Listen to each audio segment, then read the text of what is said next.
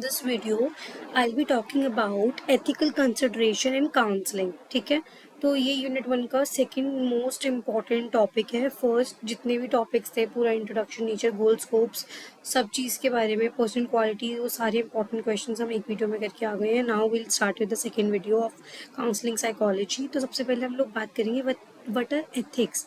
तो ethics is the is defined as a philosophical discipline that is concerned with human conduct and values. कि human conduct कैसा होना चाहिए, values कैसे होनी चाहिए, disciplines basically. ठीक है.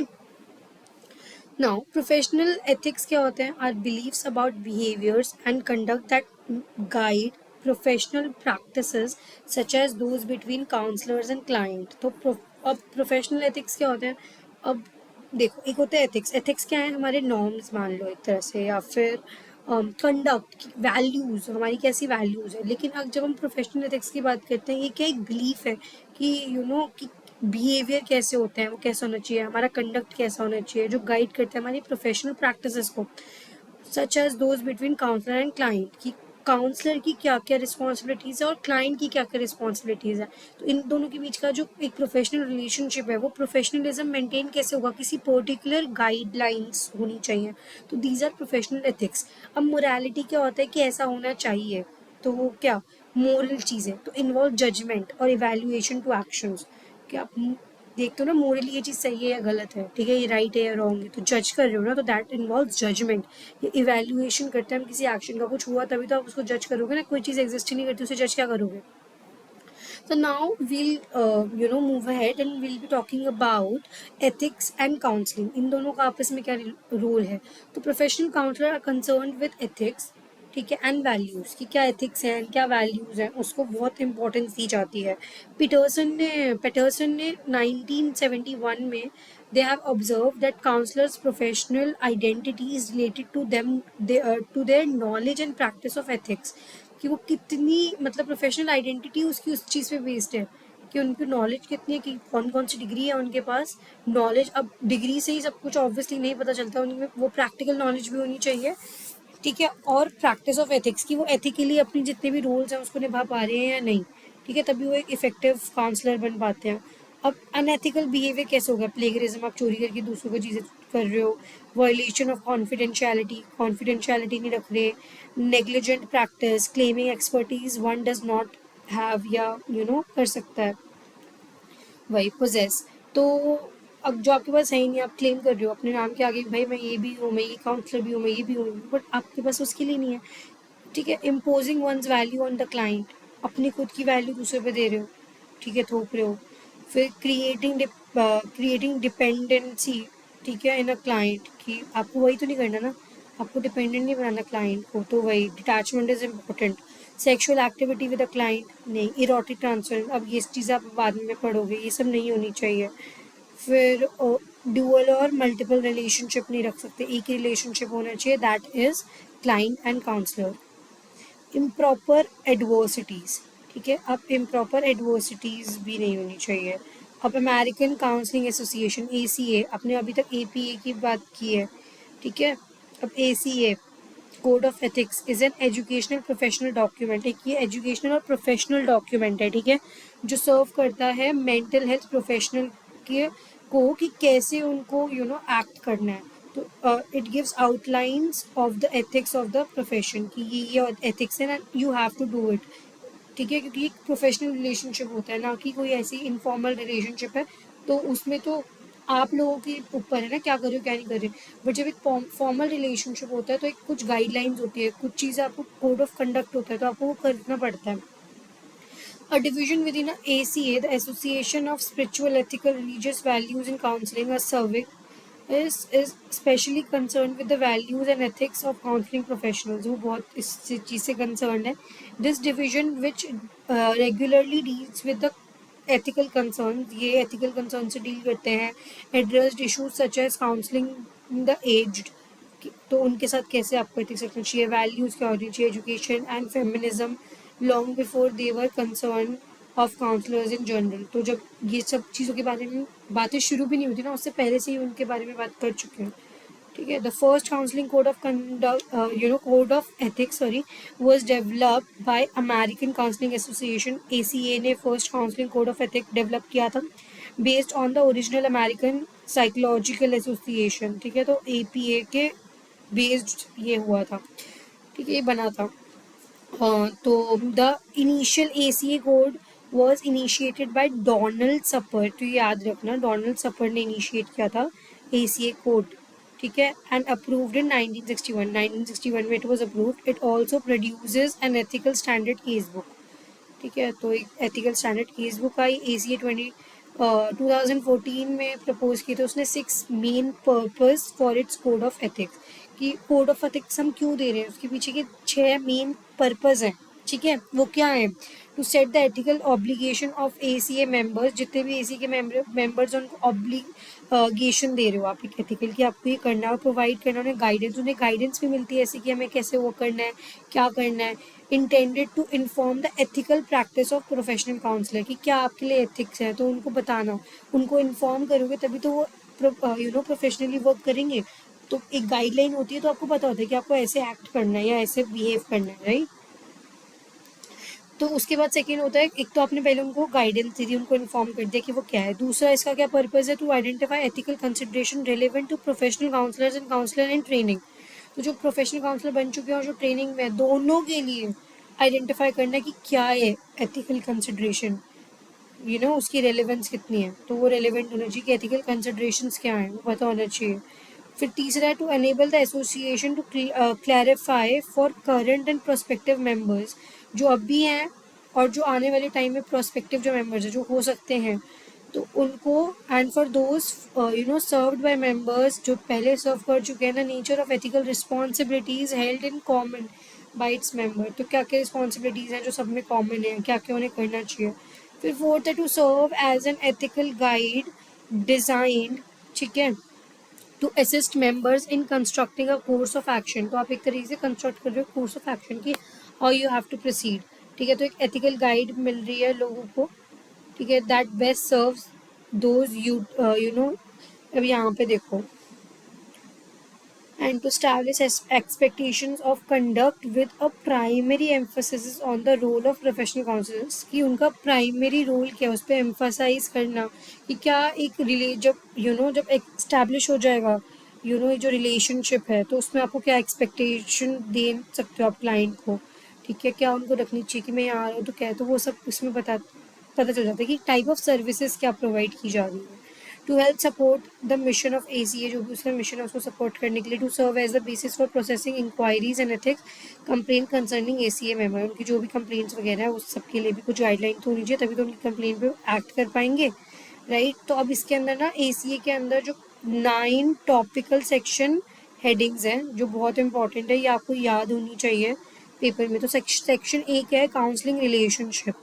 तो काउंसलिंग रिलेशनशिप होनी चाहिए. अब इसको ना आप एक सिचुएशन से याद कर लीजिए. तो सबसे पहले सपोज आप एक काउंसलर है, क्लाइंट आपके पास आता है, तो क्या है, काउंसलिंग रिलेशनशिप बना सबसे पहले. सेकंड चीज़ क्या होगी, कॉन्फिडेंशियलिटी एंड प्राइवेसी की क्लॉज के बारे में आप उनको बताओगे. तो सेक्शन बी में उसी की बात करेगी कि कॉन्फिडेंशियलिटी होनी चाहिए डेटा के अंदर. इन सब के बारे में इन डिटेल हम आगे पढ़ेंगे, अभी बस सोच लो क्या है. तो कॉन्फिडेंशियलिटी एंड प्राइवेसी के बारे में आपने उनको बताया. थर्ड चीज़ क्या होगी, प्रोफेशनल रिस्पॉन्सिबिलिटी है या आपकी कि उनको हेल्प करना है. ठीक है, तो ये थर्ड चीज़ है. जब आपने उनको बता दिया और उन्होंने आपको अपनी प्रॉब्लम बता दी, तो आपने उनको रिस्पॉन्सिबिलिटी है आपको कि उसको जो प्राइवेसी है वो मेंटेन रखनी है और उनको हेल्प करना है. फिर चौथी चीज़ होती है relationship with colleagues and employees. अब सपोज उन्होंने कोई ऐसी चीज़ बोल दी है जो आपको इतना, उसमें आपकी इतनी होल्ड ऑन नहीं थी, तो आपने अपने किसी कलीग से डिस्कस कर लिया, उनका नाम वाम लेकर नहीं, कॉन्फिडेंशियलिटी मेंटेन करके जस्ट केस डिस्कस कर लिया, या सपोज आप कुछ भी, ठीक है, तो वो आपने डिस्कस कर लिया. तो उनके साथ अपनी रिलेशनशिप वैसी होनी चाहिए, तभी आप वो डिस्कस कर पाओगे जिससे आप बेटर सर्व कर पाओ. फिर फिफ्थ चीज़ होती है, अब जब आपको पता चलेगी उनकी प्रॉब्लम क्या है, तो अब आप उसको असेस करोगे कि प्रॉब्लम कितनी बड़ी है, इवैल्यूएट करोगे. फिर जब रिजल्ट आएगा उसको इंटरप्रेट करोगे. तो this was your fifth point. ठीक है, फिर आता है सुपरविजन, ट्रेनिंग एंड टीचिंग. अब जब आपने इवैल्यूएट कर दिया, इंटरप्रेट कर दिया, अब सुपरविजन उनको, अब आपको पता चल गया दिक्कत क्या है, आपने उनको भी बता दिया. अब उनको ट्रेनिंग भी तो देनी है जिससे उनका जो मैलएडजस्टेड बिहेवियर था वो अच्छा वाला बन जाए. तो सुपरवाइज करोगे, ट्रेन करोगे, टीच करोगे, हो गया.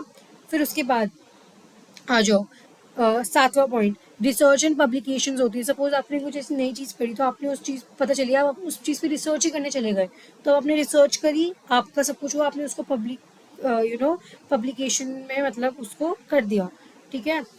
उसके बाद जब आपने उसकी पब्लिकेशन करा दी, अब उसके बाद आके आपका आता है 8 point, that is distant counselling, technology and social media. जब आपका ये सब हो गया, तो अब वो जो क्लाइंट है वो कहीं और शिफ्ट हो चुका है, तो अब आप ना उससे डिस्टेंट काउंसलिंग यानी ऑनलाइन टेक्नोलॉजी के यूज से कर रहे हो, तो आपको वो चीज़ आप सोच लो। उसके बाद लास्ट चीज़ होती है रिजॉल्विंग एथिकल इश्यूज, कि जितने भी एथिकल इश्यूज हैं वो रिजॉल्व हो जाए। तो these were the 9 main things. तो आई होप आपको याद करने में आसानी होगी। अब इनके अंदर क्या क्या चीज़ें हम उसके बारे में पढ़ लेते हैं। तो सबसे पहले याद करो क्या था, relationship, professional relationship, right? Section A was about professional relationship. It deals with counseling relationship, including counsellor के प्रोफेशनल रिस्पॉन्सिबिलिटीज क्या है क्लाइंट की तरफ, एंड द देयर वेलफेयर, कि उनका वेलफेयर होना चाहिए। This section emphasize the importance of establishing and maintaining a trusting and professional relationship with client. तो इसके अंदर क्या होता है, इंपॉर्टेंस क्या है, इस्टेब्लिश करना, मेंटेन करना एक ट्रस्टिंग एंड प्रोफेशनल रिलेशनशिप। वो बेसिकली रिपोर्ट फॉर्मेशन इसमें आ रही है। Counselors are required to prioritize the welfare of the client to maintain the appropriate boundaries in therapeutic relationship. आपको बाउंड्री भी मेंटेन करनी है, ठीक है। और उनके आपको, लेकिन आपका प्रायोरिटी क्या है कि वेलफेयर क्या हो, क्लाइंट किसका हो, क्लाइंट का। अब एग्जाम्पल है, counsellor should refrain from engaging in dual relationship, ठीक है। तो बाउंड्रीज अगेन, तो यहाँ पे आपको रिफ्रेन करने की, आप ड्यूअल रिलेशनशिप में ना हो क्लाइंट के साथ, such as socializing outside counselling sessions, ठीक है। सेकेंड क्या था जो मैंने आपको बताया, तो अब आप कॉन्फिडेंशियलिटी एंड प्रिवेसी के बारे में बात करोगे, तो it covers confidentiality and privacy in counselling, including right to privacy है उनकी, ठीक है, माइनर और incompetent client, disclosure, consultation. Counsellors are obligated to protect the confidentiality and privacy of their client except the cases where disclosure is necessary, जहाँ पे disclosure बहुत ज़रूरी है, to prevent serious harm to the client और others. जहाँ पे आपके client को या दूसरों को खतरा है, तो वहाँ पे तो डिस्क्लोजर हो जाएगा। फिर थर्ड चीज़ मैंने क्या बताई थी, सोचो, जब आपका ये सब हो गया, तो अब तीसरी चीज़ एक आती है ना, जिसके अंदर आप उनसे बात करते हो, प्रोफेशनल, बताओ जल्दी, कमेंट करो, कर दिया?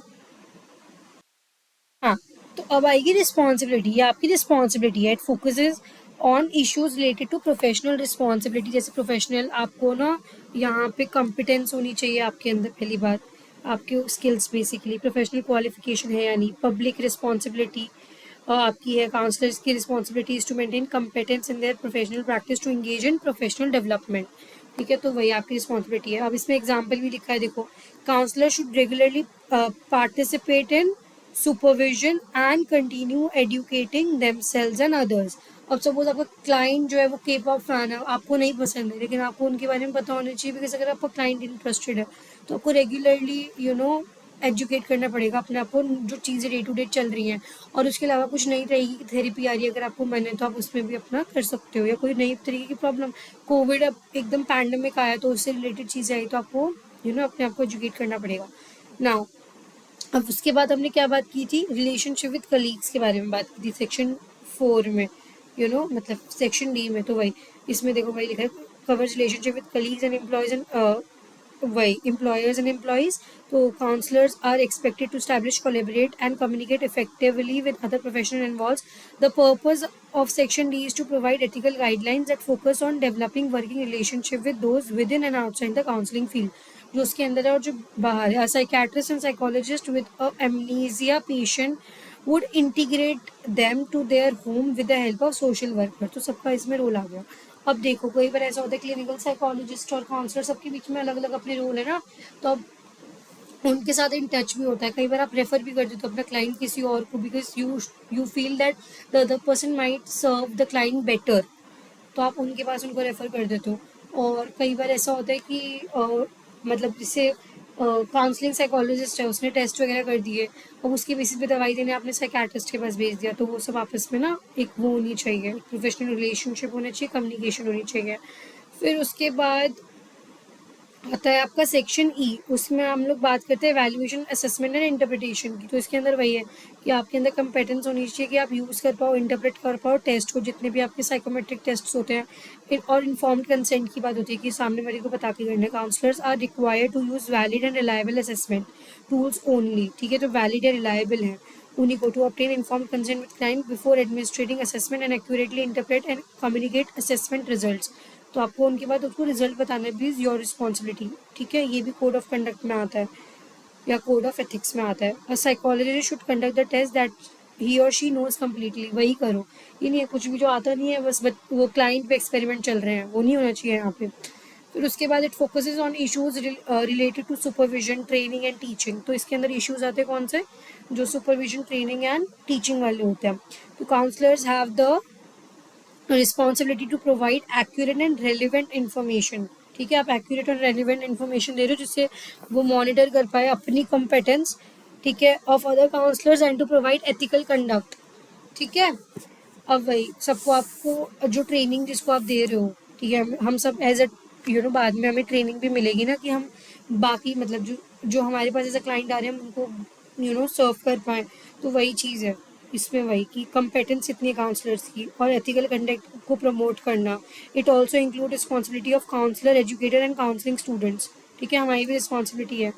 उसके बाद सेक्शन जी, और जो हमें सिखा रहे हैं उनकी रिस्पॉन्सिबिलिटी कि वो हम तक ट्रांसफ़र करें। हमारी रिस्पॉन्सिबिलिटी है कि हम आने वाले जब हम लोग प्रोफेशनल्स बन जाएंगे तो तब हम वो चीज़ जो है उन्हें इम्प्लीमेंट करें, और अगर हम सामने से किसी को सिखा रहे हैं तो उसको भी बताएं। अब उसके बाद आता है रिसर्च एंड पब्लिकेशन, राइट। तो it deals with research and publications. Counselor engaged in research activities are expected to respect the ethical principles such as obtaining informed consent. आप research participants से informed consent ले रहे हो, ठीक है, protecting their privacy, accurately reporting their research findings. For example, researchers should ensure that participants should understand the purpose of research study. तो researchers जो है उनको इंश्योर करना चाहिए, जो पार्टिसिपेंट आ रहे हैं उन्हें पर्पस पता है रिसर्च स्टडी का, द रिस्क एंड बेनिफिट्स जो भी उसमें है, और the right to withdraw from study without consequences, ठीक है। विदाउट कॉन्सिक्वेंसेज उनको अगर उन्हें छोड़ के जाना है बीच में तो वो जा सकते हैं। फिर आता है हमारा सेक्शन एच, जिसके अंदर हम लोग बात करते हैं वही जो एथिक वो डिस्टेंस लर्निंग के बारे में हमने इसमें बात की थी, और not actually learning, sorry, distance counselling की बात की थी हमने, इसमें टेक्नोलॉजी और सोशल मीडिया की बात की थी। इसके अंदर वही है which is new to this edition of the code, नई चीज़ आई है। एग्जामिन एथिकल इशूज़, किस चीज़ को, वही डिस्टेंस काउंसलिंग को लेकर, technology and social media. Counsellor actively attends and understand that counselling may no longer be limited to in-person face-to-face interaction. Therefore, they constantly aim to evolve with respect to distant counseling technology and social media. अब last जो हमारा section है, section I, it focus on resolving ethical issues. This section include resolving ethical issues, dilemmas और जो conflict होते हैं, जो होते हैं that may arise in their practice, जो हमारे उस वक्त आ सकते हैं। Counsellor are encouraged to connect with their colleagues and professional organization for guidelines। क्या करूँ अगर ऐसी सिचुएशन आ रही है तो psychologist should have the initial consideration that he or she should take care of organization for guidance, ठीक है। अब ये कोड ऑफ इन्होंने एथिक्स तो दे दिए, अब इसकी कुछ लिमिटेशंस भी हैं एथिकल कोड्स की। क्या है वो एथिकल जो कोड्स हैं वो हिस्टोरिकल डॉक्यूमेंट्स से बहुत पहले बने हैं, ठीक है। अब enforcing ethical codes is difficult, आपने बना तो दिया है बट क्या ये एनफोर्स हो पाएगा, इम्प्लीमेंट हो पाएगा? गवर्नमेंट के रूल्स की तरह तो नहीं है बस बन गया, लेकिन इम्प्लीमेंट इतने तरीके से हो नहीं रहा है। Some legal and ethical issues are not covered in codes, कुछ चीज़ें ऐसी है जो लीगल हैं वो चीज़ इसमें इशूज़ जो है वो नहीं इसमें इन्वॉल्व की गए। Conflict arise between ethical and legal codes, कई बार कन्फ्लिक्ट भी हो जाता है एथिकल और लीगल कोड्स के बीच में, ठीक है। Ethical codes do not address cross cultural issues, culture में भी तो इश्यूज होते हैं ना हमारे, मतलब दूसरे क्रॉस कल्चरल जो इश्यूज होते हैं। Ethical codes do not address every possible solution, solution भी तो बताओ ना, प्रॉब्लम तो बता दिया आपने, ये नहीं करना ये नहीं करना, बट कैसे नहीं करना वो भी तो बताओ। Some issues can not be resolve by codes of ethics, कुछ चीज़ें ऐसी हैं जो इनसे सिर्फ सारे इश्यूज इनसे सॉल्व नहीं हो जाते, कुछ और भी इश्यूज होते हैं। अब 6 ethical principle, this is very very important. तो 6 एथिकल प्रिंसिपल होते हैं related to the activities and ethical choices of counsellor. अब क्या है बेनिफिशियंस, इसमें क्या है कि आपको डूइंग गुड करना है, प्रिवेंट करना है हार्म। आपको ऐसा नहीं है कि आपके पास आ रहे हैं वो अपने आप को सही करने के लिए, आप उल्टा उनको हार्म कर रहे हो, उनके साथ आपको अच्छा करना है। नॉन मेलिफियंस, इससे मतलब होता है नॉट इन्फेक्टिंग हार्म, पता चला आप उनको हार्म कर रहे हो। इसमें बेनिफिशियल, इन दोनों में ना लोग कंफ्यूज हो जाते हैं कि किसमें नॉन आ रहे हो किसमें क्या है। तो एम के साथ एन का लगा लो, एन एन एम साथ में ही आते हैं ना। तो नॉन बेनिफिशियंस मतलब आपको हार्म नहीं करना, नॉन है तो not, not doing harm. And beneficence मतलब डूइंग गुड, उनके साथ बेनिफिट मतलब उनको बेनिफिट होना चाहिए, तो डूइंग गुड एंड प्रिवेंट करना है हार्म। ऑटोनॉमी, ठीक है, उनको ऑटोनॉमी भी देनी है।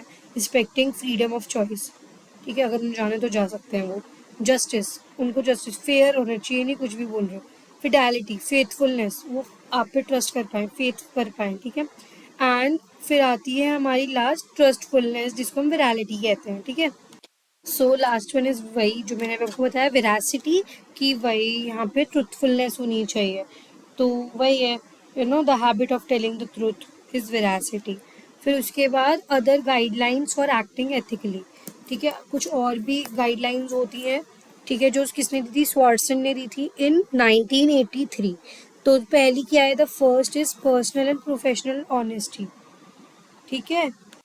So first is the personal and professional honesty होनी चाहिए। तो ये कुछ गाइडलाइंस है एथिकली, अगर आपको जब वर्क करना है तो प्रोफेशनल एंड पर्सनल ऑनेस्टी होनी चाहिए। Second is acting in the best interest of the client, जो हमने ऊपर बात कर ली है। Third guideline is that counsellor act without malice and personal gain, अपने गेन के लिए आप कुछ काम ना करो, आपको एक्ट करना है for the counsellor oh for the client's interest, ठीक है। The final guidelines include whether counselors can justify their actions, ठीक है, as the best judgment of what should be done based upon the current state of the profession, ठीक है।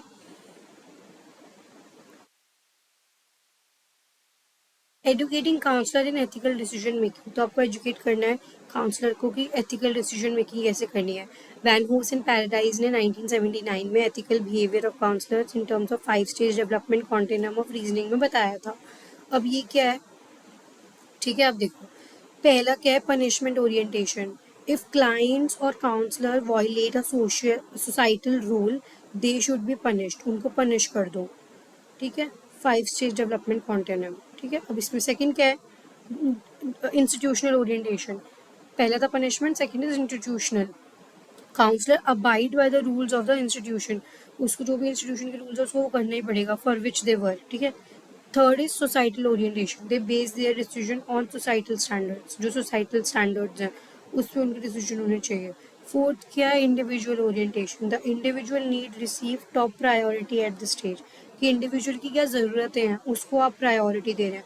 Fifth is principle और conscience orientation, in this stage ethical decision are based on internalized ethical standards, ठीक है, कि आपको खुद को पता होना चाहिए, बेसिकली वही मोरालिटी वाली बात कि आप खुद जज कर रहे हैं कि क्या सही है नहीं। तो प्रिंसिपल ओरिएंटेशन, ठीक है, इन चीज़ों के बेस पे हम लोग डिसीजन लेते हैं। तो ये चीज़ होती है एथिकल बिहेवियर ऑफ काउंसलर्स। तो आप जब वर्क करते हो एथिक्स में तो ये चीज़ें आपके दिमाग में आती है, ये कॉन्टिन्यूम है, कई बार हम लोग रीज़न ये देते हैं, तो उनकी बात कर रखी है। कई बार हम लोग नॉर्म्स को इसलिए फॉलो करते हैं क्योंकि इंस्टीट्यूशन ने बोल रखा है, कई बार इसलिए पनिशमेंट के डर से, कई बार वही उन्हीं चीज़ों का उस कॉन्टिन्यूम बता रखा है। Now ethics in specific counselling situation, school counselling and ethics की बात करें तो school counsellor are sometimes use to you know tools by school administrator to do non related counseling activities, okay, told है, I'm sorry, ये तो यहाँ पे देखो, school counsellor are sometime use to tool told by school administrator कि तुम ऐसी चीज़ें करो जो काउंसलिंग एक्टिविटीज से रिलेटेड ही नहीं है। Before interacting with students parent teacher, school counsellor should become familiar with the ethical standards by the American School Counseling Association, which outlines counselors' responsibility to the group with whom they work, ठीक है। उनको पता होना चाहिए कि ये है कि आप बाकी ऐसी नॉन काउंसलिंग रिलेटेड एक्टिविटीज़ नहीं कर सकते, क्योंकि इंडिया में ऐसा है, दे हायर काउंसलर जिनके पास बीएड की डिग्री भी है, so that they can actually teach, या कोई जो एक्स्ट्रा सब्जेक्ट्स होते हैं ना, लाइफ स्किल्स वगैरह या उस सब में, या फिर जो टीचर्स के अरेंजमेंट पीरियड्स होते हैं उनमें लगा देते हैं उनको, बट उनका जो मेन पर्पज़ है सिर्फ उसके लिए उनको हायर नहीं किया जाता। कंप्यूटर्स काउंसलिंग एंड एथिक्स की बात करें तो प्रॉब्लम ऑफ साइबर काउंसलिंग और वेब काउंसलिंग जो हो गई वो सब इसमें आती है. Counselling over the interest in which the counsellor may be you know 100 of miles away in brought with the ethical dilemmas. तो उसको ethical dilemmas में लाना है क्योंकि आप जब बहुत दूर दूर हैं क्लाइंट एंड काउंसलर तो उनके बीच में इंटरेक्शन किससे ऑनलाइन होती है ना आजकल. तो वही कपल एंड काउंसलिंग की अगर एथिक की बात करें तो the counsellor are locating a number of individual together as a system. तो एक पूरा सिस्टम की तरह आप देख रहे हो कि family is a system again. It is unlikely that all members of the system have the same goals. सबके गोल्स अलग अलग होते हैं. थॉमस ने 1994 में बोला था दे डेवलप मतलब Thomas developed a model that discuss 6 values जो अफेक्ट करती है counselling client and counselling process को. वो क्या क्या है? रिस्पॉन्सिबिलिटी कितनी है, इंटेग्रिटी कितनी है, कमिटमेंट है या नहीं, फ्रीडम है या नहीं, choice, empowerment, right to grieve. ठीक है, ये 6 वैल्यूज है. फिर जो हमारा लास्ट पॉइंट है that is other counselling settings and ethics. Other counselling settings और situations with significant potential for ethical dilemmas. ठीक है, अब इसके अंदर क्या क्या होते हैं पोटेंशियल एथिकल डिलेमा से? काउंसलिंग ओल्डर एडल्ट होते हैं, मल्टीकल्चरल काउंसलिंग्स होती हैं, working in managed care, diagnosis of clients and counselling and research, ये सब चीज़ें होती हैं. अब इसमें क्या है? In working with older adult counsellor को क्या करना चाहिए? Must also make ethical decision. तभी उन्हें एथिकल डिसीजन लेना चाहिए. They must also make ethical decision. Sorry, 2 बार मैंने लिख दिया है यहाँ पे. They must access the unique needs of the ageing के वक्त जो अलग ज़रूरत होती है, टीन एज में अलग ज़रूरत होती है, उन सबको केटर करना आना चाहिए. Who have cognitive impairment. ठीक है, in order to do so counsellor must apply principle ethics to their situations that are based on set of obligation जो हमारे कोड ऑफ कंडक्ट या कोड ऑफ एथिक्स में है, sorry, that focus on finding socially and historically appropriate answers. ठीक है, तो वही moral judgement यहाँ पे आ जाती है. So I hope you like the video. By this we complete my ACA code of ethics and ethical considerations in counseling settings. I hope you like the video. Don't forget to like, share and subscribe to my channel. And don't forget to share this video with your classmates so that they also get help with these notes and the content that I make for you guys.